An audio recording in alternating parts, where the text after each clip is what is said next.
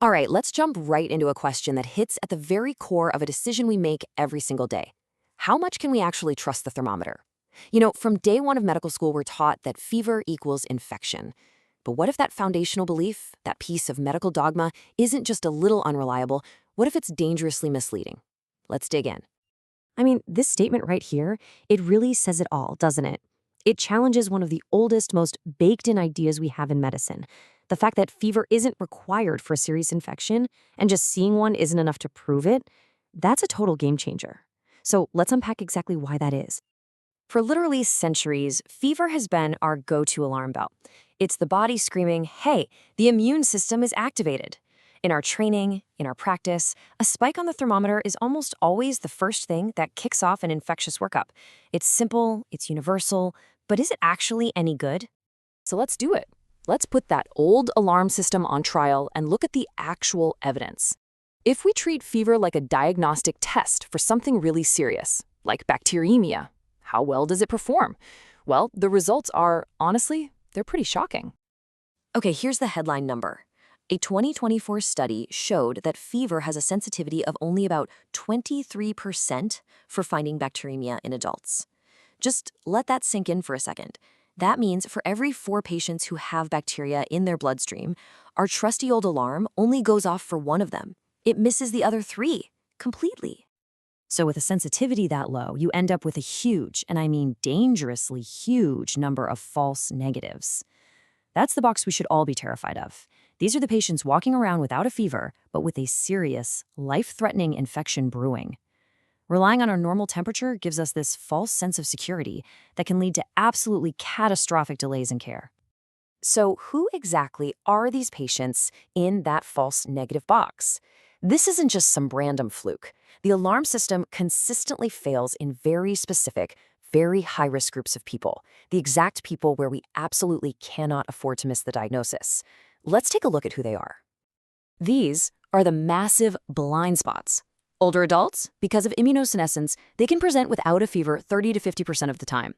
The same goes for our immunocompromised patients, people with neutropenia, folks on steroids, or those with cirrhosis. Their bodies might not be able to even mount a febrile response.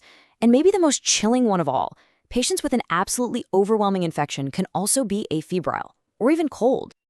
And this isn't just a hypothetical. This timeline shows the very real human cost of this problem.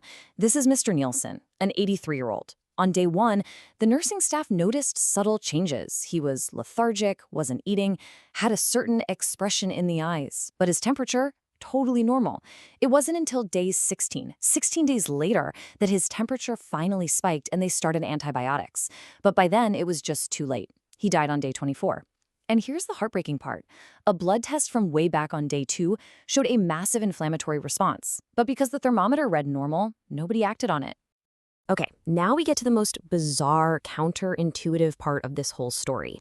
We've already established that a normal temperature can be a dangerous trap. But what if I told you that in your sickest patients, a really high fever might actually be a good sign? I know, it's a total plot twist in how we're trained to think about this. Let's just ask the question straight up. We are hardwired to see a temp of, say, 103 or 104 Fahrenheit as a sign of critical illness. But in severe sepsis, is that what the data actually shows when you look at who lives and who dies? Look at this data. This comes from a huge study of ICU patients with severe sepsis, and the results are just stunning. The in-hospital mortality was the absolute highest, over 36%, in the patients who were either normothermic or even hypothermic. And as the temperature went up, mortality steadily went down. The patients with a real fever, over 38.3 Celsius, had the lowest mortality rate of all, just over 20%. So the takeaway here is absolutely critical. The inability to mount a fever when you're facing a severe infection isn't a sign that the illness is mild. No, it's a sign that the immune response is blunted or totally overwhelmed. The sickest patients are often the coldest, and that normal or low temp is actually a red flag for a much worse outcome. Okay, so we've just ripped down the old dogma. The thermometer is unreliable for finding infection, and it's paradoxical for predicting how a patient will do. So, what are we supposed to do now? We need a new framework, a better way of thinking that doesn't lean on this broken signal. This is the huge mental shift we all need to make.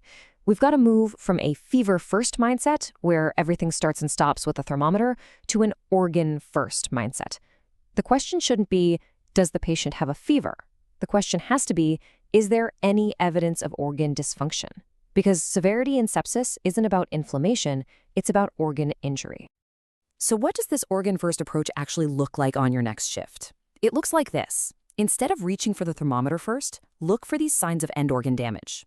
Is there any acute change in their mental status? Especially in your elderly patients, this might be the only sign you get. How's their perfusion? Check that cap refill. If it's more than 3 seconds, that's a window right into their hemodynamics. Are they breathing just a little bit faster?